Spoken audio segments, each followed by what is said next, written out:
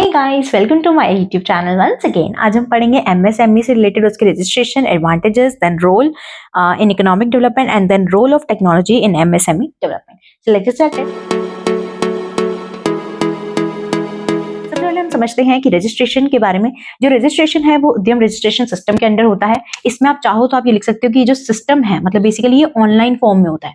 ठीक है, ये चीज लिखाना एग्जाम में अगर आए तो ठीक है जी। It provides legal identity to MSMEs to avail government benefits and schemes. तो इसमें बेसिकली क्या होता है, जब आप रजिस्ट्रेशन कर लेते हो तो इसके पास आपकी एक लीगल आइडेंटिटी बन जाती है। ठीक है, कि आप जो है जो सिस्टम है उसके अंदर आप रजिस्टर्ड हो और आप जो गवर्नमेंट की जो बेनिफिट्स है या जो स्कीम है उसको आप अवेल कर सकते हो अकॉर्डिंग टू योर एलिजिबिलिटीज। ठीक है जी।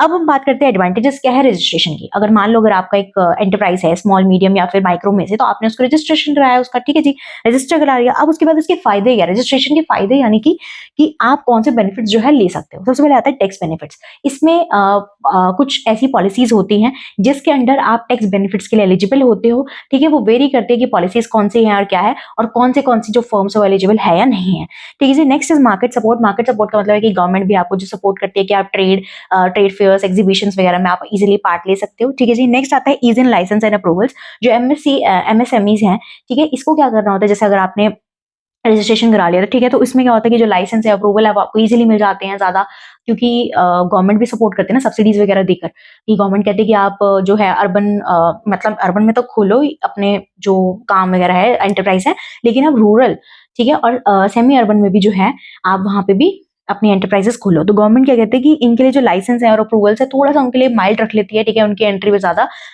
जो हम कहते हैं बैरियर्स हैं वो नहीं लगाती। नेक्स्ट आता है पार्टिसिपेशन इन गवर्नमेंट टेंडर्स। जो एमएसएमईज हैं after registration they can participate in government tender. Government tender का मतलब जैसे मान लो गवर्नमेंट ने कोई प्रोजेक्ट शुरू करा तो गवर्नमेंट कहेगी कि भाई टेंडर कोटेशन कहेगी वो कंपनीज को लाने के कि तुम अपने अपने लेकर आओ, सील टेंडर्स होने चाहिए, यानी कि आप कितने अमाउंट में और कब तक जो है उसमें सब कुछ लिखा होता है कि टेंडर्स वगैरह में कोटेशंस में कि कितने अमाउंट में आप मेरा प्रोजेक्ट कंप्लीट करके दे सकते हो और कितने टाइम में कर सकते हो तो करके दे सकते हो। तो इसमें क्या होता है कि जो एमएसएमईज हैं उसके लिए कुछ स्पेस जो होते हैं, ठीक है, आप ये कह सकते हो कि एमएसएमईज के लिए स्पेशली कुछ जगह रिजर्व्ड होती है जो वो टेंडर्स में अप्लाई कर सकते हैं। ठीक है जी। नेक्स्ट आता है गवर्नमेंट सब्सिडीज। तो गवर्नमेंट जो है वो सब्सिडीज प्रोवाइड करती है, मशीनरी, टूल्स, देन उसके बाद अगर अपनी टेक्नोलॉजी को अगर आपको अपग्रेडेशन करना है तो उसमें भी गवर्नमेंट जो है सब्सिडीज प्रोवाइड करती है। नेक्स्ट आता है लो इंटरेस्ट रेट्स।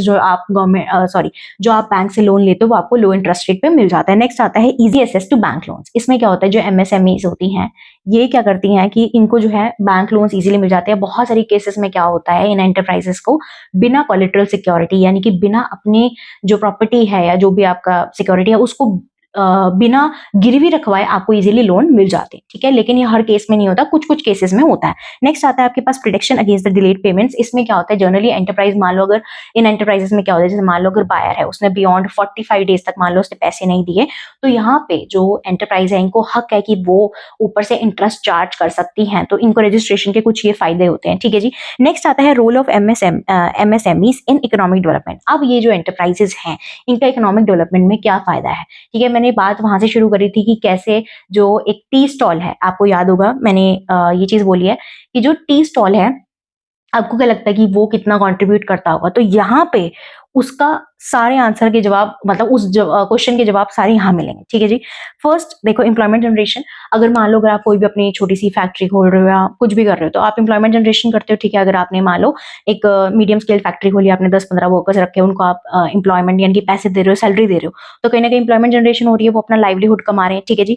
नेक्स्ट आता है बैलेंस रीजनल डेवलपमेंट। अब क्या होता है यहाँ पे कि एमएसएमईज जो होती हैं जो ये रूरल एरियाज और सेमी अर्बन एरियाज में भी ज्यादा सेटअप करती है, तो यहाँ पे क्या होता है बैलेंस होती है, यानी कि large companies generally urban areas में, जो छोटे एरियाज हैं, जो विलेज एरियाज हैं, वहां पे कोई दिक्कत ना आए, स्कार्सिटी ना आए, वहां पे जो फैसिलिटीज है उनकी प्रॉब्लम ना आए, तो गवर्नमेंट भी जो है इन एंटरप्राइज को सब्सिडीज देती है। ठीक है जी। नेक्स्ट हमारे पास आता है इनोवेशन। ये जो एंटरप्राइजेस होती हैं ये इनोवेशन लेकर आती हैं, नए नए प्रोसेसेस, नए नए प्रोडक्ट्स लेकर आती हैं ताकि जो है ये मार्केट में एक्सेल कर पाए। ठीक है जी, ताकि लोग इनके प्रोडक्ट खरीद पाए। ठीक है। नेक्स्ट आता है जीडीपी कंट्रीब्यूशन। ये जीडीपी में कंट्रीब्यूट करती है। हाउ? अब जैसे टी स्टॉल वाला मैंने एक चीज बताया था, क्योंकि आप गुड्स एंड सर्विसेज बेच रहे हो। ठीक है, गुड्स एंड सर्विसेज बेच रहे हो, आप प्रोडक्शन कर रहे हो, दैट मीन्स जीडीपी में कंट्रीब्यूट हो रहा है। अब ये मायने नहीं रखता कि कितना हो रहा है, बट हो रहा है। ठीक है, अगर हम ये बोले कि ये तो चाय वाला है, ये कितना ही क्या ही कर लेगा हमारे देश में, तो वो कर रहा है। ठीक है जी। नेक्स्ट आता है सपोर्ट टू लार्ज इंडस्ट्रीज, तो ये क्या करती है, जो एंटरप्राइजेस होती है जनरली, जैसे मान लो इन्होंने पार्ट्स वगैरह बनाए, ठीक है जी, तो ये क्या करती है, पार्ट्स को असॉर्ट करके सारा कुछ ये जो है लार्ज कंपनीज में दे देती है, ताकि वो आगे पूरा उसको फाइनल प्रोडक्ट में जो है कन्वर्ट कर सके। नेक्स्ट आता है प्रमोशन ऑफ एक्सपोर्ट्स, तो यहाँ पे क्या होता है कि जैसे बहुत सारी एंटरप्राइजेस क्या करती है, जो हैंडीक्राफ्ट्स और जो आपके टेक्सटाइल्स होते हैं वो उसको एक्सपोर्ट करते हैं, जिससे क्या होता है हमारे पास फॉरेन करेंसी आती है, तो कहीं ना कहीं हमारी जीडीपी में तो ये जो एंटरप्राइजेस हैं वो तो इम्पैक्ट डालती हैं, डेवलपमेंट होता ही होता है। ठीक है, जैसे हम बोलते हैं ना बूंद बूंद से सागर बनता है, ये वही चीज है। ठीक है जी, नेक्स्ट हमारे पास आता है role of technology in MSMEs development. अब टेक्नोलॉजी जो है, ठीक है, अभी तक हम ये बात करते हैं टेक्नोलॉजी नहीं है या क्या है, अगर टेक्नोलॉजी आती है तो इसकी क्या फायदे होते हैं। फर्स्ट चीज हमारे पास आता है इंक्रीज प्रोडक्टिविटी। अब मान लो फॉर एग्जांपल आप मैनुअली कोई काम कर रहे थे, 1 घंटे में आप मान लो 2 या 3 प्रोडक्ट बनाते, किसी भी XYZ कोई भी आइटम बनाते। अब जैसे ही टेक्नोलॉजी आई, आपका प्रोडक्ट जो है डबल हो गया, यूनिट्स डबल हो गया, यानी कि 1 घंटे में जहां आप 3 यूनिट बना रहे थे, आज आप 1 घंटे में 6 यूनिट बना रहे, तो कहीं ना कहीं प्रोडक्टिविटी बढ़ती है। ठीक है जी, जैसे ये ऑटोमेटिक स्विंग मशीन अगर आप लगा लो, मैनुअली कर रहे थे तो आपका पूरा आप थक भी रहे थे, काम भी लग रहा था, और एट द एंड तो यही होता है ना कि जितना आप मैनुअली काम करते हो उतना आपकी जो बॉडी है वो कम थकने लग जाती है, मतलब बेसिकली कम होती रहती है एक तरह से। ठीक है, हमारी एनर्जी कम होती रहती है। लेकिन मशीन की बात करें तो मशीन तो एक कांस्टेंट स्पीड पे चल रही है, समझ में आ रहा है, अनटिल अनलेस अगर आप उसमें चेंजेस नहीं कर रहे हो, कुछ भी कर रहे हो। ठीक है, अगर नई मशीनरी लेकर आए हो और वो सब कुछ सही है तो वो स्पीड तो वही रह रही है जब तक आप उसको छेड़ नहीं रहे। समझ में आई।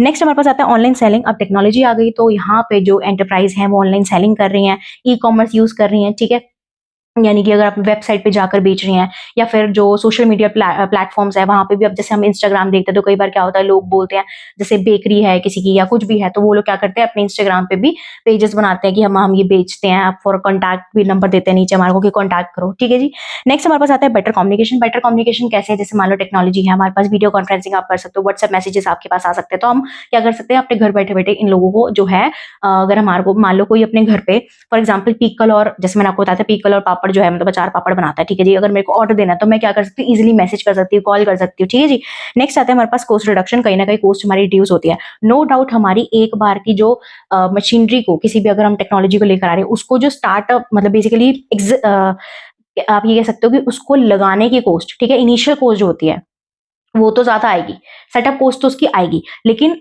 जैसे जैसे प्रोडक्ट बनता जाएगा उसकी जो पर यूनिट है वो कम होती जाएगी। ठीक है जी, नेक्स्ट हमारे पास आता है डिजिटल पेमेंट। डिजिटल पेमेंट यानी कि आप क्यूआर कोड, यूपीआई, इन सब के थ्रू आप जो है पेमेंट्स कर सकते हो। ठीक है, आपके पास ऑनलाइन ऑप्शंस बहुत सारे हैं, तो आप इससे क्या होता है कि जो आपके ट्रांसफर होते हैं वो जो स्पीड होती है वो तेज होती है। नेक्स्ट आपके पास आता है which is also last, global access. अब ग्लोबल एसेस कैसे, वेबसाइट पे डाला ग्लोबली एसेस कर सकते हो। ठीक है, जैसे मैंने बताया कि यहाँ पे आपको टेक्सटाइल्स का मैंने बताया था कि हम एक्सपोर्ट करते हैं, तो कम्युनिकेशन तो हो रही है ना, कम्युनिकेशन हो रही है तभी पता चल रहा है कि एक्सपोर्ट इम्पोर्ट का काम है। ठीक है, तभी हम कर रहे हैं, हमारे पास करेंसी आ रही है। तो यही था all about this was all about MSMEs. ठीक है, आई होप आपको बहुत अच्छे से समझ में आया होगा। कोई भी प्रॉब्लम हो तो comment me down, and I hope आपको वीडियो अच्छी लगी होगी। So like share and subscribe my channel. जय श्री राम।